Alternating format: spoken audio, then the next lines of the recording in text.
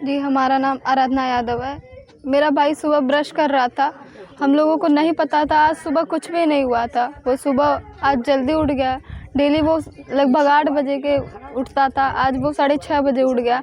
और वो इधर ब्रश कर रहा था, उधर से लालता प्रसाद आए, उसको प्लानिंग बना के सब लोग इधर उसको घेरे। पहले लालता प्रसाद उसको एक बाम्बू मारे, वो पलट के उधर चला गया। वो ताइक्वांडो प्लेयर था, इसलिए वो अपना बचाव करके उधर चला गया। मेरा भाई निहत्था था। ये लोग पूरी प्लानिंग से थे। उसका बेटा रमेश यादव तलवार लेके उधर मेरे बड़े पापा के लड़के को मारने के लिए दौड़ा। वो भाग गए तो मेरे भाई को बीच में देखा। हम लोग 2 मीटर की दूरी पर थे और मेरे भाई का गला ऐसे काट दिया। हम लोगों के पैर के पास उसका गला गिरा, फिर दोनों फरार हो गए। वो मारकर तलवार लेके चला गया। उसका बाप लालता प्रसाद यादव वो गया, घर में घुस गया। हम लोग जनता तोड़ रही थी उसका दरवाज़ा, टूटा नहीं। प्रशासन आई, हमें लगा प्रशासन भी 1 घंटा बाद आई। प्रशासन उसी का साथ दे रही थी। वो प्रशासन जब आई तब वो अंदर गए। हमें लगता है कि उसको कुछ पैसा वगैरह दिए, इसलिए प्रशासन उनको बचा के लेके गई है, ना कि पकड़ के। उनको बचा के लेके गई है उनकी सुरक्षा के लिए। हमको न्याय चाहिए। हम चाहते हैं कि उनका घर गिरे, उनका दोनों घर गिरे, उसके बेटे एसआई की वर्दी उतरे। कहीं ना कहीं उसके घर में जो ईसाई थे, कहीं ना कहीं इसी का ही वर्चस्व तो नहीं था? जी बिल्कुल, इसी का वर्चस्व था। और वो कोयलारी से कमा के आया था, लगभग 1.5 करोड़ के वो पैसा रखा था। पैसे की गर्मी थी उसको बस। और उसका बेटा एसआई था, इसलिए हमेशा मेरे को तो शर्म आती है वर्दी पहनने वालों में कि पढ़े लिखे लोग हैं, ये नहीं समझते वो।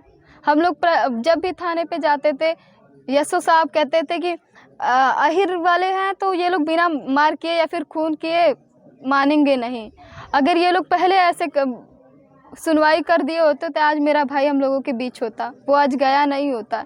ये लोग कितने दिनों से प्लानिंग बना के रख रहे थे। सब नक्सली हैं कोयलारी के। उसका बेटा भी वैसे ही था, वो कभी झगड़े में बोलता ही नहीं था। हमें लगा कि ये ऐसा कर ही नहीं सकता।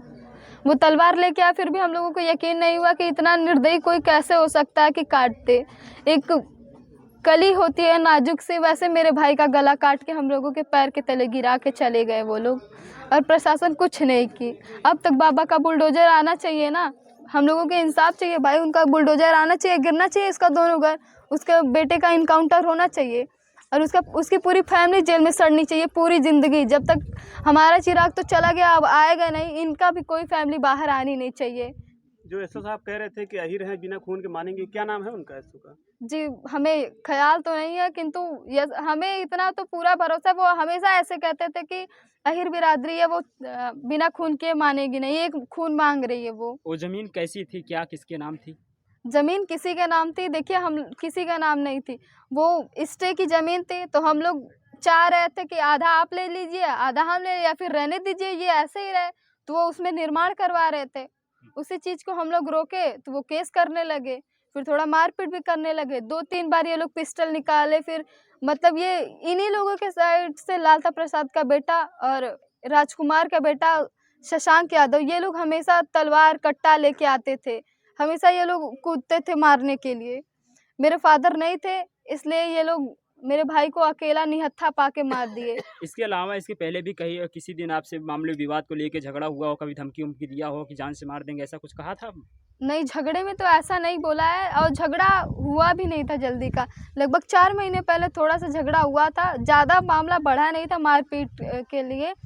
और फिर 2-3 दिन पहले शशांक यादव उर्फ सोनू वो बात कर रहा था फ़ोन पर कि मारेंगे इन लोगों को तो जान से मार देंगे किसी को। ये ताइक्वांडो के खिलाड़ी थे, इसका उनको कहाँ से ये चीज़ें पता चली कि इसके फील्ड में हम जाएंगे, अपने परिवार का नाम रोशन करेंगे? वो ये सपना किसका था, उनका था कि उनके पिता का था? हमारे फादर एक ताइक्वांडो प्लेयर है, इसलिए उनका सपना था कि हमारे बच्चे भी ताइक्वांडो खेले, हमारे बच्चे भी आत्मनिर्भर बने। हमारे फादर कभी लड़की और लड़का में फ़र्क नहीं करते थे, किंतु आज जब अनु हमारे बीच नहीं है तो हम कुछ भी करके उनका बेटा तो नहीं बन सकते। उसकी जगह हम लोग ले ही नहीं सकते। भले एक बेटे का दर्जा वो हम लोगों को दे, पर हम उनके बेटे नहीं बन सकते, कभी उसकी जगह ले ही नहीं सकते थे। अनुराग यादव कई बार जो है पदक भी जीत चुके हैं। जी, वो बहुत बार ओपन नेशनल खेला है, नेशनल में उसका ब्रॉन्ज मेडल था और ओपन नेशनल में भी उसका गोल्ड था। हम लोग बहुत बार खेले हैं, मैं भी खेली बलिया, अभी हाल ही में बलिया में ब्रॉन्ज मेडल मेरा आया। मंत्री जी सम्मानित किए। बहुत लोग जानते हैं, इन लोगों को थोड़ा सा ये जलन होता था कि ये लोग आगे चले जाएंगे, इसलिए ये लोग हमेशा मेरे भाई को बीच बीच में अक्सर रोका करते थे। कहीं न कहीं आपको भी ये लगता है केवल ज़मीनी विवाद एक चीज़ माना गया है, ज़मीनी विवाद केवल एक माना गया है कि ज़मीनी विवाद, कहीं न कहीं ये दूसरी कोई मूवमेंट तो नहीं है कि ये लोग आगे बढ़ रहे हैं, नाम करेंगे, इसलिए तो ये कोई रंजिश तो नहीं जी, थी? बिल्कुल इसीलिए थी। दोनों ज़मीन का मामला तो था ही, ये लोग चाहते थे कि ये लोग कभी आगे ही ना बढ़े, हुँ। इसीलिए मेरे भाई को मार दिए ये लोग। हर जगह पे देखा जाता है अपराधियों के घर पे बुलडोज़र चलता है, क्या लगता है यूपी की सरकार जो है यहाँ पे वो बुलडोज़र चलेगी? लग तो नहीं रहा है हमें, पर गिरना चाहिए।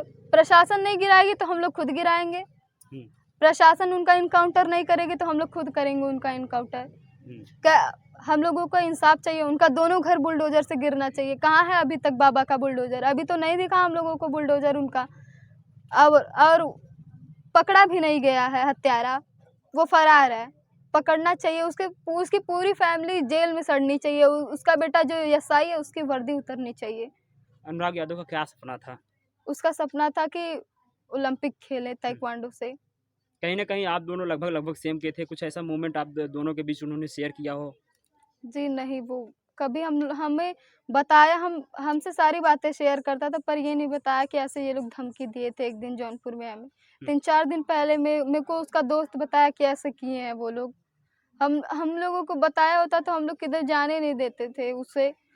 एक ही लड़का था, झगड़े में कभी वो आगे आया ही नहीं। हम लोग उसको सामने पढ़ने ही नहीं दिए। कोई प्रशासन उसको देख ही नहीं पाया कि अनुराग यादव भी था यहाँ पे। लेकिन उन पे भी बता रहे हैं लोग मुकदमा उन पे भी कर दिया जाता था। जी, बिल्कुल। नाम जानते थे ये लोग चाहते ही नहीं थे कि हम लोग आगे बढ़े थोड़ा-सा।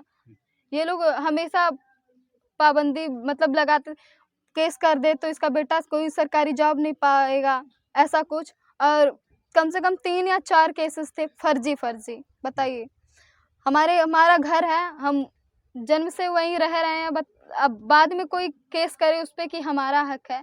आप कोइलारी रह रहे थे, आपको कैसे पता कि आपका है ये बताइए? आपको पूरी तरह से जानकारी भी नहीं थी। उनका भाई है मोहन लाल, वो केस लड़ रहा था। वो लालता प्रसाद हमेशा कोइलारी रहता था, उसको केस के बारे में कुछ भी नहीं पता था। और यहाँ आते जब मेरे फादर घर पे थे, वो यहाँ रहता भी था तो जौनपुर में रूम लेके। मेरे फादर चले गए तो वो मेरे भाई को अकेला पाकर मारा है, और इन लोगों की पूरी साजिश थी। आप इसमें किसकी लापरवाही मानती हैं? जी, प्रशासन की लापरवाही मानते हैं, राजस्व विभाग की लापरवाही मानते हैं। कई बार लेखपाल आए, सब लोग नाप के गए, लेकिन कभी सुनवाई नहीं की है हम लोगों की। आज अगर प्रशासन हम लोगों का साथ दिया होता तो मेरा भाई हम लोगों के साथ होता। सरकार से क्या कहना चाहती हैं? सरकार से क्या माँग रखना चाहती हैं? सरकार से कहना चाहते हैं कि हमको न्याय चाहिए। हम लोग खून के बदले खून लेना चाहते हैं, और उनकी पूरी फैमिली जेल में सड़े, उसके बेटे की वर्दी उतरे और इनका दोनों घर बुलडोजर से ढहे। आप लोग 5 बहन हैं, 1 भाई है, अब भाई नहीं है, फिर अब कैसे रहेंगे आप लोग? जी, वो आप हम लोगों का दर्द बस सुन सकते हैं, कभी वो फील नहीं कर पाएंगे। हम लोग लड़की है, भाई एक ही था हमारा, हम लोग कितने ताने सुने उसके लिए। वो राखी का दिन हम लोगों के लिए स्पेशल, आज दिवाली है, सबके घर पे दिया जलेगी, हमारे घर का तो दिया ही उजड़ गया, बुझा दिए सब लोग कल। क्या सपना था आपका, आपकी बहनों का? जी, हमारा सपना था कि हमारा भाई एक बहुत आगे जाए। हम लोगों को कभी ऐसा फील ही नहीं होने देता था कि हम लोग लड़की हैं। हम लोग कभी ये चीज़ फील नहीं किया कि हम लोग लड़के हैं। हम लोग हमेशा कहीं भी जाते थे, ताव से जाते थे कि मेरा भाई है, फादर है मेरे। अब तो हम लोगों को डाँटने वाला भी कोई नहीं रहा, कोई पूछने वाला भी नहीं रहा कि क्यों रो रही है। हम लोग रोते थे तो बोलता था कि रोया मत करो। अब तो कोई चुप कराने वाला भी नहीं है हम लोगों को कि चुप हो जाओ, कल से रो रहे हैं हम लोग, कोई नहीं है। आप बहनों में सबसे छोटी हैं, आप भी पढ़ाई करती होंगी, बहनें भी पढ़ाई करती होंगी। जी, अब आप सबकी पढ़ाई कैसे होगी? क्योंकि भाई एक सहारा होता है, सहारा नहीं है अब। पढ़ाई मतलब कैसे होगी अब? जी, हमारी 3 बहनों की शादी हो गई है। मेरी एक बड़ी बहन है, अनु से बड़ी थी, वो बीए थर्ड ईयर उनका है, वो लास्ट ईयर, और मेरा 12th था, भाई का भी 12th था। हम लोग एक ही कॉलेज में पढ़ते थे, एक साथ जाते थे, एक साथ आते थे। अभी हाल ही में हम लोगों का अर्धवार्षिक एग्ज़ाम हुआ, हम लोग साथ में जाते थे, साथ में आते थे। देख सकते हैं कहीं